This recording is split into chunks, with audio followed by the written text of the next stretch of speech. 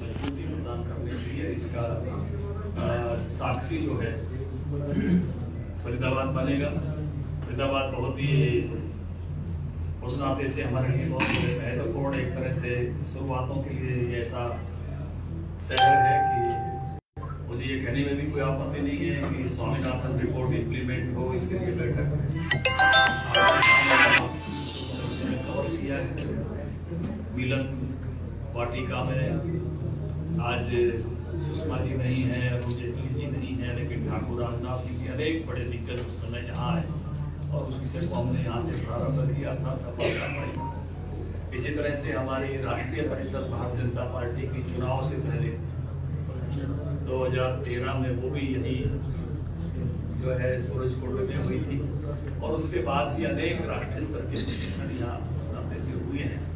मैं ये भी कह सकता हूँ कि स्थान हमारे लिए बहुत लकी है, सौभाग्यशाली है कि यहाँ से अच्छी जो भी पहल होती है उसको अच्छी सफलता मिलती है।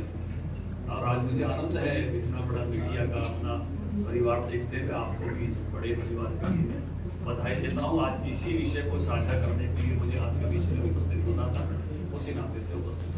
कितने सत्र इसमें रहने वाले हैं, कौन कौन आने वाले हैं, उसके बारे में कैसे सीक्वेंस रहेगा? ऐसे कुछ नाम मैंने बताए हैं।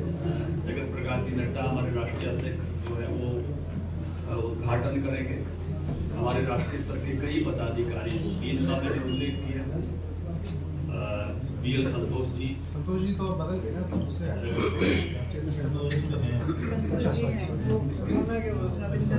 संगठन मंत्री है अखिल भारतीय, महामंत्री कैलाश विजयवर्गीय जी, सह संगठन मंत्री शिव प्रकाश जी, आदरणीय शिव प्रकाश जी, पंचायती राज के संस्थाओं के मंत्रीगण, मुख्यमंत्री मनोहर लाल जी, मैं स्वयं और अन्य भी कुछ लोग जो है उस प्रकार से जुड़ने वाले हैं।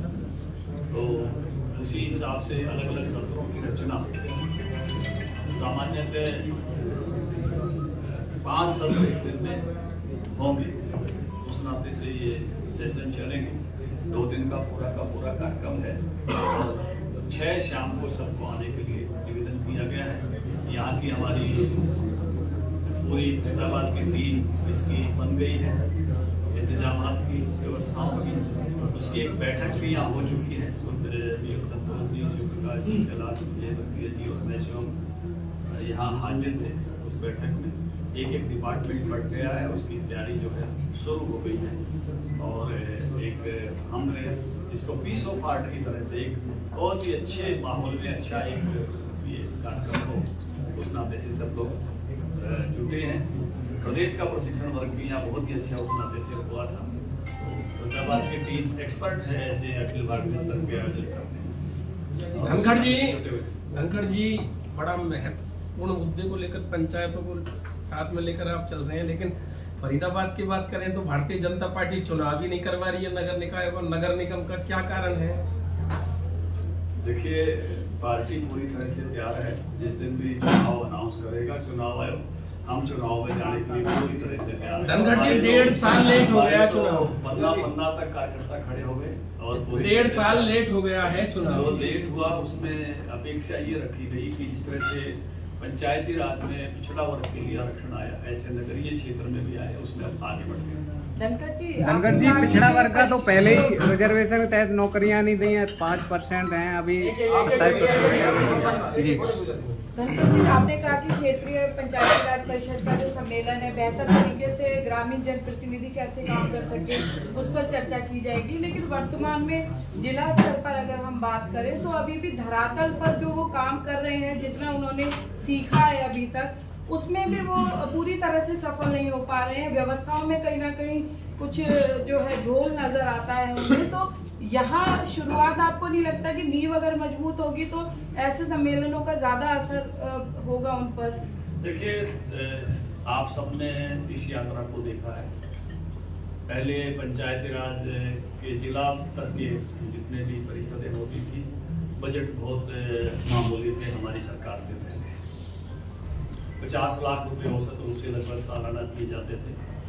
हमने उसको भिन्न जिलों में उनकी संख्या के हिसाब से 25 करोड़ तक पहुँचाया। पहले जिला परिषदों का काम देखने के लिए हमारे BDPO और DDPO ये अधिकारी ही केवल देखते थे। हमने इसमें एक एचसीएस अधिकारी सीओ के रूप में अपने समय में देखा, तो बजट बढ़ाने का भी काम किया, शिक्षित करने का भी काम किया, अच्छे अधिकारी देने का भी काम किया, अलग काम देने का भी काम किया, ऑफिस देने का भी काम किया। तो काफी बेहतरी की तरफ बढ़े और बेहतरी की यात्रा तो देखो हमेशा चलेगी कि हम और अच्छे कैसे कई सारे काम इस बार भी नए उनको सौंपे गए हैं सड़कों की मरम्मत के और के, तो उस नाते से लगातार और अच्छे की तरफ जाना ये एक यात्रा है। सर बात करें फरीदाबाद की तो 26 गांवों को जो है पंचायत वहां खत्म करके नगर निगम में शामिल कर लिया गया, लेकिन ना तो नगर निगम है और ना ही पंचायत की राज रह गया। उन गांवों के लिए क्या कहेंगे सर आप? देखिए, दो में से एक तो रहेगा ही रहेगा, ऐसा कभी नहीं होता है।